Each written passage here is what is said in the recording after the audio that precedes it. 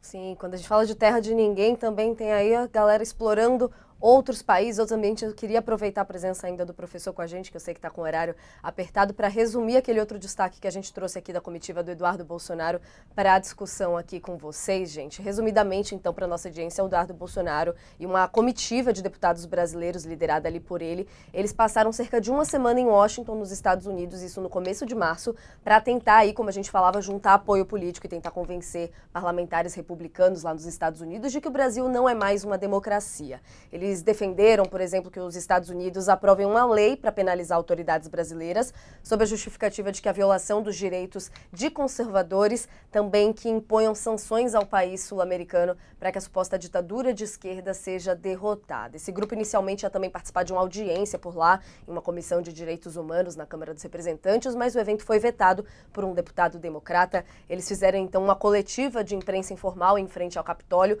com a presença de deputados norte-americanos ali com eles, como o republicano Chris Smith, que chegou inclusive a dizer que o TSE aqui do Brasil é um ministério da verdade. Também disse ali que apresentaria em breve um projeto de lei intitulado Lei Brasileira de Democracia, Liberdade e Direitos Humanos. Muitos pontos aí envolvendo essa viagem, que foi revelada agora em reportagem no fim de março. E aí ainda naquela narrativa, né, professor, de tentar convencer o mundo todo de que o Brasil não é mais uma democracia, isso aí que é um foco atual do bolsonarismo, querendo captar essas forças internacionais todas nesse sentido. Como é que o senhor viu essa movimentação lá em Washington, professor? E como que isso É impacta? mais, um, é mais uma movimentação, só que nós precisamos lembrar que essa movimentação toda, ela pretendia ocupar o espaço na Comissão de Direitos Humanos do Senado americano, né? Essa posição foi vetada por um congressista americano, McGovern, Timothy McGovern, e vetou a ida para essa comissão. É por isso mesmo que ela foi colocada nesse espaço que nós todos estamos vendo aí, né? Nesse cercadinho do lado de fora do Capitólio. Não está dentro do Capitólio. Não conseguiu esse espaço. Conseguiu o espaço que foi possível ver. Nós estamos olhando também a uma séria resistência do Congresso norte-americano de aceitar esse tipo de argumento.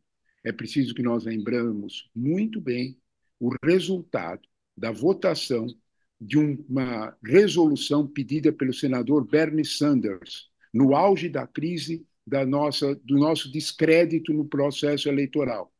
Foi a única vez que o Congresso americano, que o Senado americano aprovou por 100 votos de que a democracia brasileira ia ser respeitada e que o governo norte-americano não reconheceria nenhum outro resultado a não ser aquele das urnas. Esse é o clima no Congresso americano real. Não há nenhum interesse no Congresso americano de um outro tipo de governo no Brasil que não seja fruto da democracia. Isso por uma razão muito simples. Governos fora da democracia dão muita dor de cabeça para Washington. Vamos deixar isso bem claro.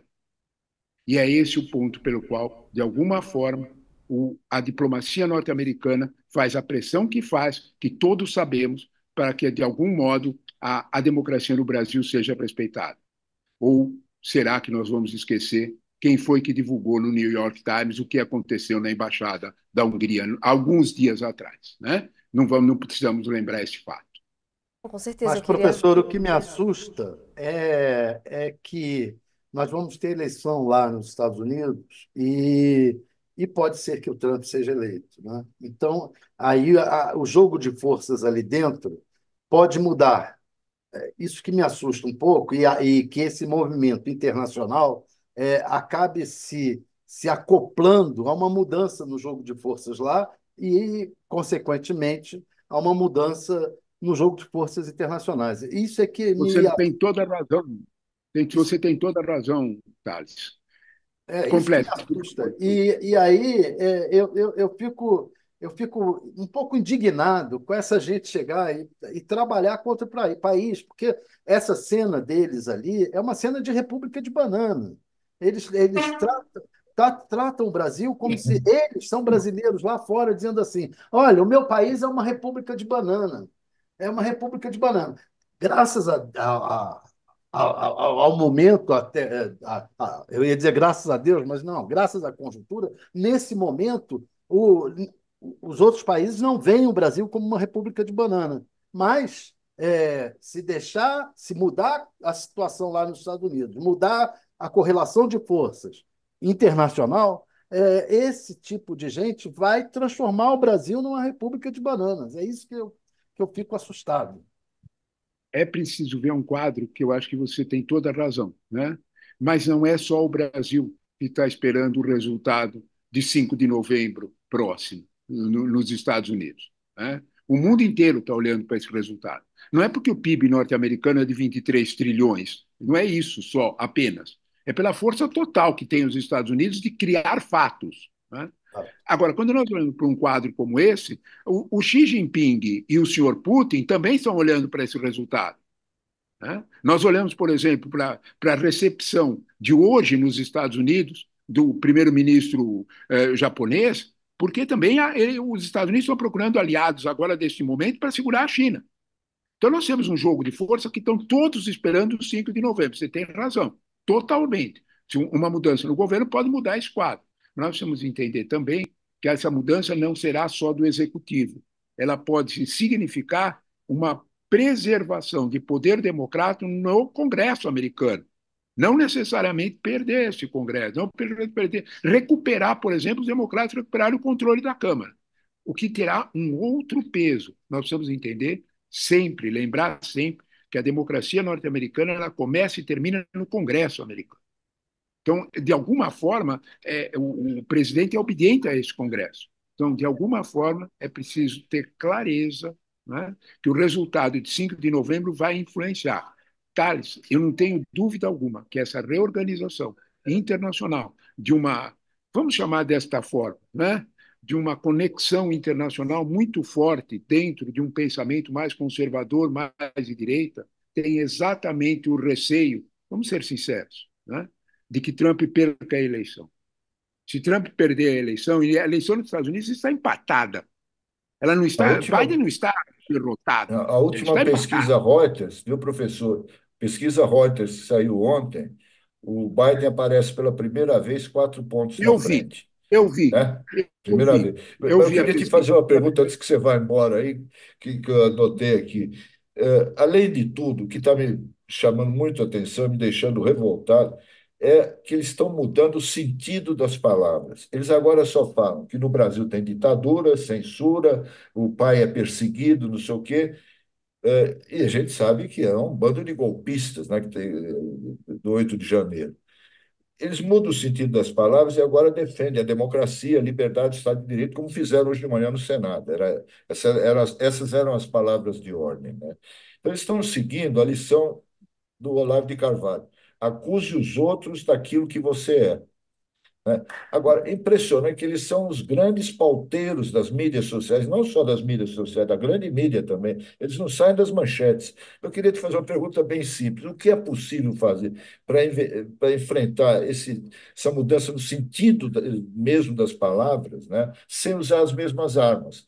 Porque não é possível que os democratas, né, os progressistas e tal, partam para a baixaria e para as mentiras e para as ofensas, agressões, ameaças que eles fazem. Como enfrentar isso? Porque se, de outro lado, o governo só mostra o que está fazendo, os projetos, propostas, tal, não dá audiência. Aí entra outra coisa, tá? Diz que não é só questão política, é uma questão econômica. O que dá audiência, monetização, que eles chamam, né, é a baixaria, né, é a polêmica e tal. Como enfrentar isso aqui e no mundo? A enfrentar isso vai acontecer exatamente por aquilo que o Thales estava lembrando sobre o que acontece quando a Câmara não legisla. O fato da Câmara não legislar já significa que o Supremo vai poder agir por provocação. Basta que qualquer poder outro da República provoque o Supremo, pode ser inclusive a PGR. Já não temos uma lei, porque nós estamos acostumados, sabe, Couto, a olhar para isso e a esse caos a partir apenas dos seus efeitos políticos. Eles têm efeitos sociais. Pergunte para qualquer família que tem um adolescente em casa se ele não está intranquilo com as redes sociais, sem regulação nenhuma. Pergunte para o pai e para a mãe. Então, quando nós olhamos para esse quadro, nós temos que ver que há uma ampla gama de aspectos. Isso que você lembra de tomar a mentira pela verdade é só um dos aspectos. Há um desafio para a estrutura jurídica do país que é muito grave. E sobre ela nós temos que pensar. Isso é função, principalmente, o guardião da Constituição é o Supremo, não há dúvida nenhuma sobre isso. Se não há uma legislação apropriada, isso é fator de provocação para o Supremo agir. Nesse aspecto, nós precisamos talvez ter clareza, né, de que nesse território regulatório, nós precisamos sempre que ele comece e termine, sempre pelo respeito às nossas, pelo respeito àquilo que é a nossa lei maior, pelo respeito à Constituição. A Constituição não precisa nada mais do que o que está na Constituição para que se regule essas situações. Não precisa nada além dela. Precisa, claro, a forma com que os princípios constitucionais estão regulados. Olha o Código Penal. E é preciso que seja aplicado. Nada além disso. Nós não podemos dar lições ao mundo. Nós precisamos saber que o projeto que Orlando Silva estava desenvolvendo, vindo do Congresso, estava no melhor caminho, estava à frente até mesmo da legislação que o Parlamento Europeu estava organizando. Nós estávamos prestes a fazer testes de estresse. É por isso que Elon Musk foi chamado, lamentavelmente, para mais uma vez a mentira correr à frente da verdade. Essa frase não é minha, né? Essa frase é de um senhor chamado Goebbels. Vamos lembrar dele? Enfim, a gente ainda Está sendo falando. muito imitado ultimamente. Muito imitado ultimamente. Muito imitado. Lembra da frase, né? Fale uma mentira 1000 vezes até que ela vire verdade. Né? É lá dos anos 30. Mas É olha, eu queria isso. só fazer uma apenas e tão síntese do que o somente senhor disse, que eu acho que é muito importante, que é preciso que a gente registre. O Musk veio ao Brasil para derrubar o projeto das fake news. É Isso é isso. muito importante. Usar É o isso. Brasil como teste, a gente viu também ali na fala que a gente passou aqui no começo do programa, o Schellenberg fazendo referência para falar, para exaltar a liberdade de expressão nos Estados Unidos, fazendo referências ali ao nazismo, questões de discussões importantes. A gente conversa muito longo aqui, acho que a gente precisaria ter pelo menos umas 2 horas com o professor, mas sempre uma aula e muito importante a gente trazer. Deixa eu até separar aqui outros destaques para trazer com o senhor, professor, mas agradeço a participação aqui no All News com a gente. Eu queria saber se tem alguma frase final que o senhor gostaria de trazer aqui nessa reflexão nossa.